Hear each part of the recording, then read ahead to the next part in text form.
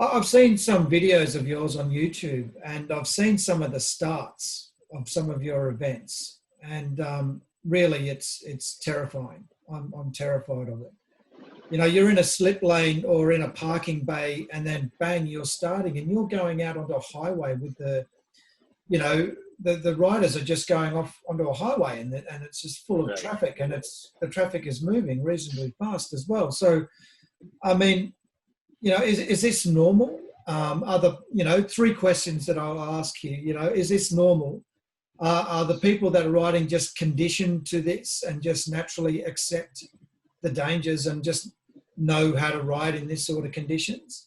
And do you do anything to mitigate this, like to help the riders to help the riders to protect them a little bit more when they're having an event?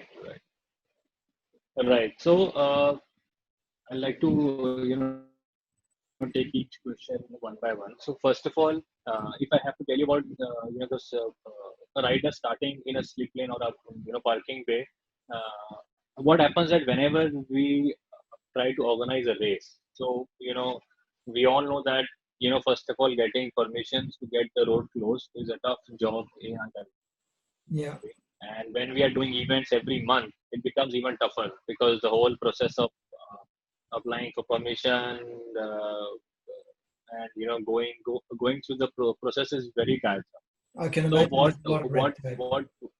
yes. So what we usually do is that we try and find a space which is outside city limits, so that at least we get a clear highway and we can minimize the city traffic at least.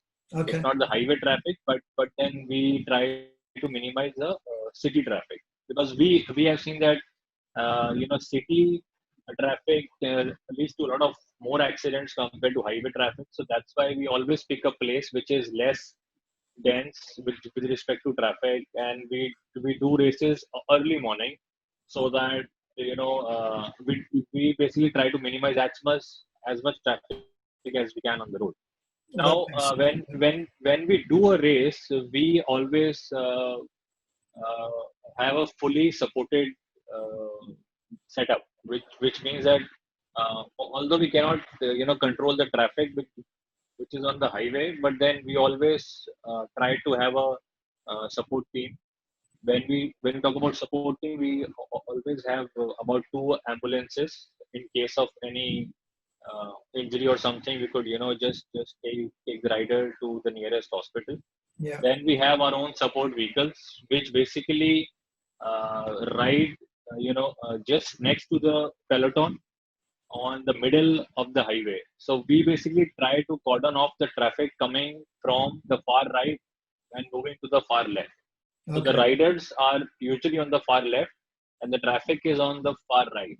Okay. And then we usually try and make a layer in between, which basically stops traffic coming from the right to the left. Right. So the riders, yeah, okay. So the riders are basically in a safe lane, as to say, that that they can race, and we are there for them in case of any emergency. And then we also have volunteers who are basically positioned at all the important navigation or intersections, to say, so that in case any rider wishes to look for a right or left direction, they can just follow that.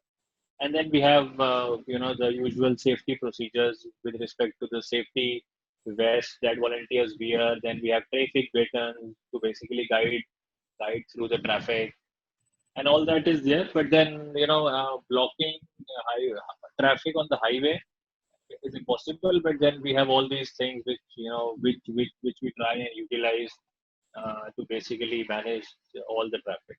And out of the I would also like to say that in the last 2.5 years, we have done about, I think, 20 plus races, and fortunately, not even a single race, has had any major incident.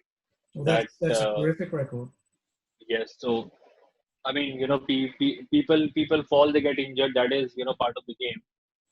But we have tried to ensure that the damage has been minimalistic, and we are glad that we are very very fortunate that we have not had any major impact.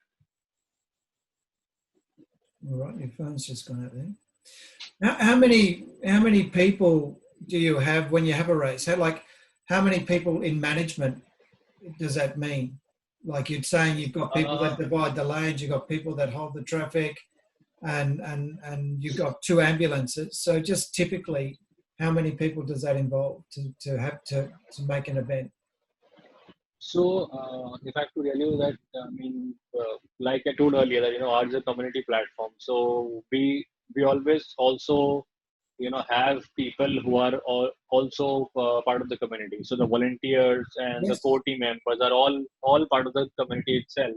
And usually for any event, say for example, if we have to host any road cycling race for any event catering to about 50 to 60 participants, at least for us, we plan to have about 15 to 20 15 to 20 helpers. members in the Yep. management team. Yes, because we always believe that that quality should be the focus, and if you are working on the quality, then obviously you need a team to execute to the level which we have set our standards on, and that is why probably a big team is needed, because you have to ensure that everything is taken care of from uh, pre-event registrations until the event day registrations, and photos, videos, managing traffic, and all these things. Of course. And are there any specific rules and regulations that you need to follow, like government rules and regulations to hold an event? Like you're talking about the organisation and the red tape. With regards to is there anything specific or something that stands out that you must do? Like there must be a form that you need to put into the council or something. See, normally what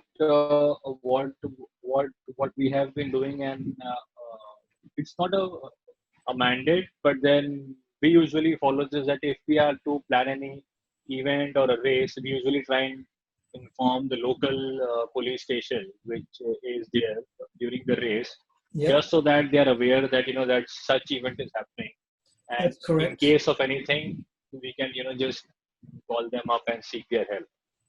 Okay. Apart from that, I don't think so that there is any major mandate which needs to be done.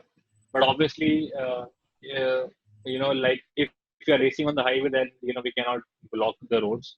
Also, some of the highways are prohibited for cyclists. So we try and find out highways where we could actually do the races, and not just any random highway.